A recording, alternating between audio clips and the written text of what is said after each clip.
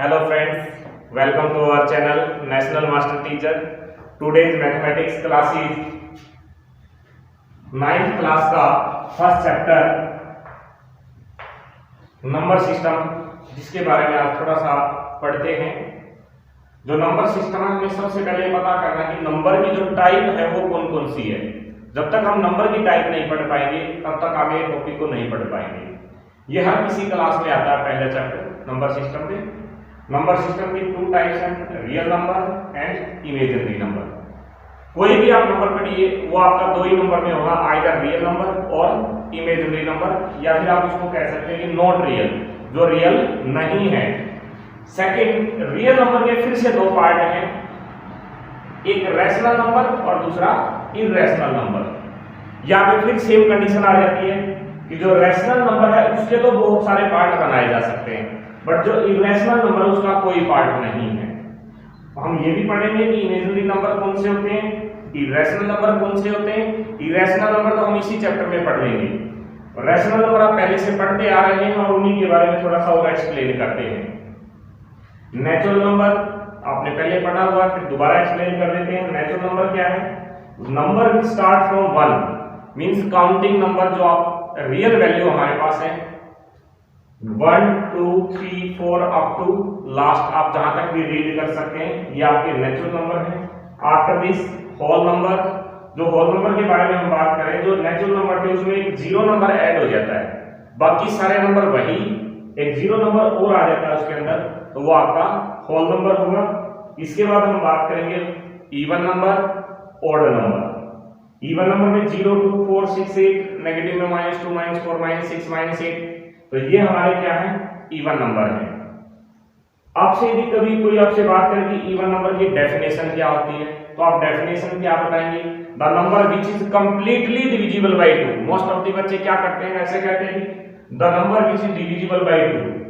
कोई divisible by 2 में तो 1 3 5 भी आते हैं, बट कंप्लीट डिवाइड नहीं होता है। लेकिन यहाँ पे हम बात करें इवन नंबर में, आप परफेक्शन दीजिएगा वर्ग को।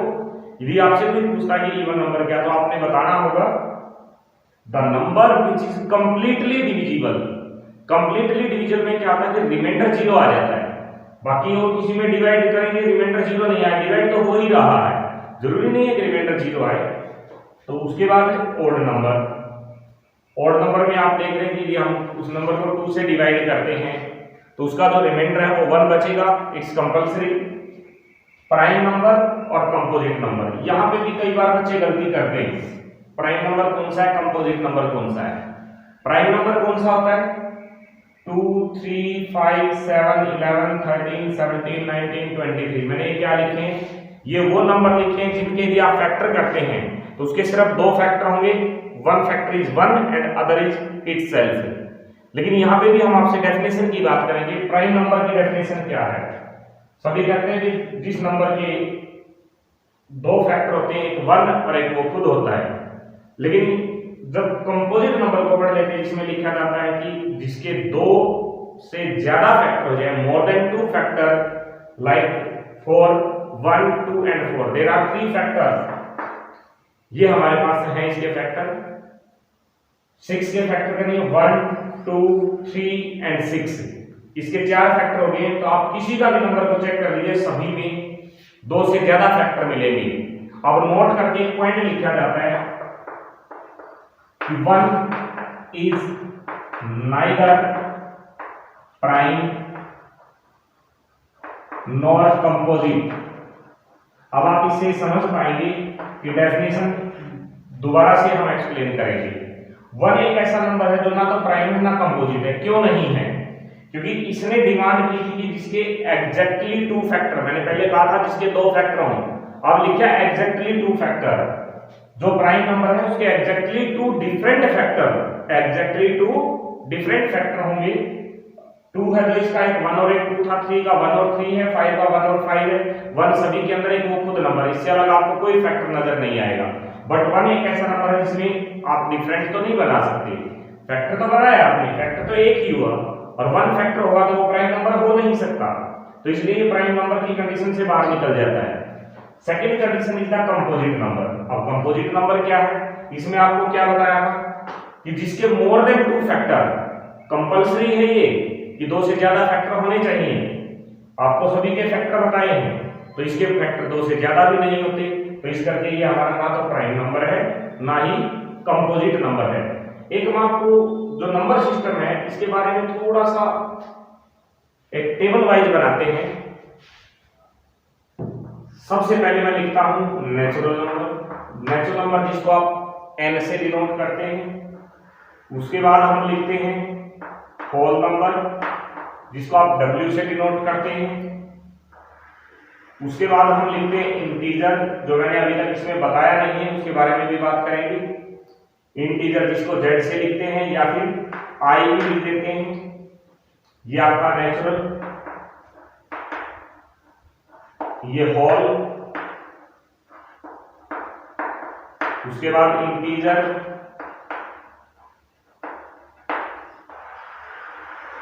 उसके बाद रियल, रियल से पहले आपको रैशनल, रैशनल जिसको आप क्यू से डिनोट करते हैं। इसके बाद रियल जिसको आप कैपिटल आर से डिनोट करते हैं। इसके बाद इससे ऊपर और जाएंगे तो नंबर सिस्टम, जो आपने सबसे पहले लिखा था नंबर सिस्टम। इस नंबर सिस्टम के पार्ट है सारे एक से अंदर चलते चलते। तो इस तरह से आप इसको एक सर्कुलर टेबल के हिसाब से भी बना सकते हैं। तो आप इन चीजों का ध्यान रखें। एक इंटीजर रहेगा तो वो भी आपको बता ही देते हैं कि इंटीजर क्या होते हैं। आप इसको बदल सकते हैं, जैसे इवन मोड बताया था तो पॉजिटिव नेगेटिव में भी ले जा सकते हैं इनको। इंटीजर जो है उनको पॉजिटिव नेगेटिव के अंदर भी कन्वर्ट करके आप बता सकते हैं। इंटीजर कौन से होते हैं? जो आपने नेचुरल नंबर लिखे हैं इन सभी का नेगेटिव नंबर, जो आपने नेचुरल नंबर लिखे थे इन सभी का नेगेटिव नंबर विद 0, तो दिस इज द इंटीजर। ये सभी आप एक चीज और इसमें क्लियर करते हैं आपके साथ, सभी में एक डैश डैश डैश डैश की लाइन लिखी हुई है। डैश डैश का मीनिंग क्या है कि आगे चल रही है लेकिन आगे किसी को स्टॉप नहीं किया लास्ट में, तो it means all are the infinite. इनकी काउंटिंग की भी हम आपसे बात करते हैं, इसके अंदर कितने नंबर है जो इसके अंदर लिखे गए हैं, ये आपके इनफाइनाइट नंबर लिखे हुए हैं। काउंटिंग में आगे डैश डैश डैश करके लिखा हुआ है।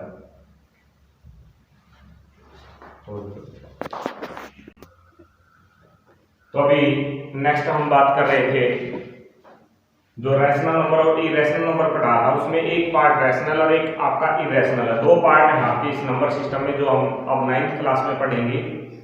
जो रैशनल नंबर है जिसको आप p by q की फॉर्म में लिखते हैं, which are in the form of p by q where q not equal to 0, means कि डिनोमिनेटर कभी भी 0 नहीं हो सकता। जिसका डिनोमिनेटर जो 0 हुआ तो आपका नंबर सिस्टम का पार्ट नहीं है। अब सबसे पहले हमें सर्च करना है कि कोई भी 2 नंबर गिवन है और उन दोनों के बीच का आपको रैशनल नंबर चाहिए। तो आसान सा रखना है, दोनों नंबर को प्लस करो और 2 से डिवाइड कर दो। फॉर एग्जांपल 1 और 2 के बीच में चाहिए आपको। वैसे तो 1 और 2 के बीच में इनफाइनाइट रैशनल नंबर लाई करते हैं। कितने लाई करते हैं? इनफाइनाइट रैशनल नंबर लाई करते हैं 1 और 2 के बीच में। तो जिसके बीच में भी आपको चाहिए आप उनको प्लस करते रहिए और 2 से डिवाइड करते रहिएगा। उसके बाद हम बात कर रहे थे जो रैशनल नंबर है वो किस किस तरह के हो सकते हैं। रैशनल नंबर हमारे 2 तरह के होंगे, 2 types of rational number, which is one is the terminating decimal and second one is the non terminating repeating decimal। अब terminating और non terminating 2 हैं। जो terminating है फॉर एग्जांपल 3/2, यदि आप इसको डिवाइड करते हैं तो क्या आएगा 1.5। इसके बाद स्टॉप हो जाएगा, इसका मतलब क्या हुआ है? टर्मिनेट हो गया। टर्मिनेट मींस किसी चीज का स्टॉप लग जाना, वो आपका टर्मिनेटिंग होता है। ये टर्मिनेटिंग और नॉन टर्मिनेटिंग हम इरेशनल नंबर में भी पढ़ेंगे, तो अभी आप इसका ध्यान रखिएगा कि जो टर्मिनेटिंग है वो क्या होता है? टर्मिनेट मींस की स्टॉप लग जाना, उसके बाद इससे आगे हम उसको नहीं चला सकते। 3/2 आप इसको लॉन्ग डिवीजन मेथड से डिवाइड करोगे, आप सभी को डिवाइड करना आता होगा। 2 1 जा 2, 1 रिमाइंडर, अब कोई चीज काटने के लिए नहीं तो डेसिमल लगाया, 0 उतारा, 2 5 जा 10, रिमाइंडर 0 आया, ये रिपीटिंग था तो रिमाइंडर 0, सॉरी टर्मिनेटिंग था तो रिमाइंडर 0 आया है। यदि आपके पास नॉन टर्मिनेटिंग है तो इसका मतलब उसमें रिमाइंडर 0 कभी नहीं आ सकता। फॉर एग्जांपल 2/3, आप 2/3 आप इसको डिवाइड करते रहिएगा। आप जितनी बार भी डिवाइड करें नहीं चल पा रहा तो आपने डेसिमल लगाया, 2 को 0 उतार दिया, उसके बाद 0, 3, 6, 18, आप चलते रहिएगा, आप देखेंगे हर बार यही नंबर आता रहेगा जिसको हमने लिखा हुआ। इसके बाद जब कोई चीज रिपीट होनी स्टार्ट हो जाती है, सेम नंबर रिपीट हो रहा है तो हम उसके ऊपर बार लगा देते हैं। 0.66 के ऊपर बार लगा, इस बार का मीनिंग क्या है कि ये नंबर बार बार रिपीट हो रहा है। अब एक टॉपिक है, इसके बाद हम ये भी पढ़ेंगे कि जो बार है उसको कन्वर्ट करके डेसिमल, ये डेसिमल नंबर था, डेसिमल से बार में कन्वर्ट हुआ, वापस बार से हम इसको रैशनल नंबर की फॉर्म में भी कन्वर्ट कर सकते हैं। This is the decimal expansion form, this is the p/q form and this is bar form. All are equal, आप इनको किसी भी मेथड से सोल्व करेंगे तो बार बार एक दूसरे के इक्वल हम इनको प्रूव कर सकते हैं। अब हम बात करते हैं टर्मिनेटिंग डेसिमल की। टर्मिनेटिंग डेसिमल के आपके पास बहुत सारे एग्जांपल है, कितने भी एग्जांपल आप लिख सकते हैं, जिसका डिनोमिनेटर, जो टर्मिनेटिंग डेसिमल होते हैं उसमें क्या होता है, जो डिनोमिनेटर होता है आपका वो क्या होना चाहिए,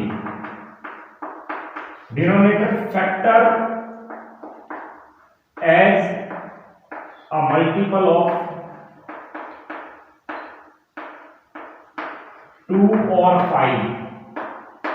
जो इसका डिनोमिनेटर है वो सिर्फ 2 और 5 के मल्टीपल हो सकते हैं, इससे अलग कोई भी नंबर नहीं होना चाहिए। यदि इससे अलग कोई नंबर होगा तो वो आपका टर्मिनेटिंग डेसिमल नहीं होगा।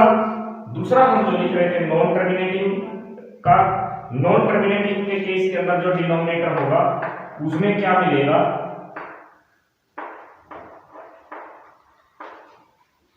One number as not a multiple of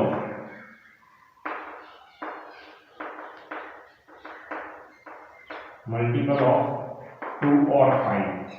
2 और 5 को छोड़ के इनसे अलग किसी का मल्टीपल होगा वो हमारे पास क्या हो जाता है, नॉन टर्मिनेटिंग नंबर हो जाता है। फॉर एग्जांपल ये आपने 2/3 लिखा, 3 ना तो 2 का मल्टीपल में आता ना 5 के मल्टीपल में आता है। यहाँ पे आप कितने भी एग्जांपल लिख लीजिएगा, 3 की बजाय में यहाँ पे देखो 4 लिखेंगे 2 के मल्टीपल में आ जाएगा, 5 लिखेंगे 5 खुद आया, 6 लिखेंगे 2 के मल्टीपल में आ गया, तो यहाँ पे 6 लिख दिया जाए तो वो भी आपका नॉन टर्मिनेटिंग फॉर्म में चला जाएगा। तो इसमें एक नंबर 2 है, 3 है, 2 तो उसके मल्टीपल में आ गया, बट 3 तो एक ऐसा नंबर एक्स्ट्रा मिल गया ना हमें जो हमारे इसके फॉर्म में नहीं आता, मल्टीपल की फॉर्म में नहीं आता। 7 हो सकता है, उसका 9 हो सकता है, तो ये नंबर जिसके डिनोमिनेटर में दिखाई देंगे तो आपके सारे केस नॉन टर्मिनेटिंग फॉर्म में चले जाएंगे। अब हम बात करते हैं कुछ क्वेश्चंस की, रैशनल नंबर फाइंड करने में किन्हीं भी दो नंबर के बीच में, ये आपको बता दिया कितने भी नंबर आप लिख सकते हैं, इनफाइनाइट केसेस आपके पास हैं। फॉर एग्जांपल 2 और 3 इन दोनों के बीच में रैशनल नंबर चाहिए आपको, तो आपको क्या बता, जो दो नंबर हैं दोनों को प्लस करो और 2 से डिवाइड करो। This is the rational number between 2 और 3।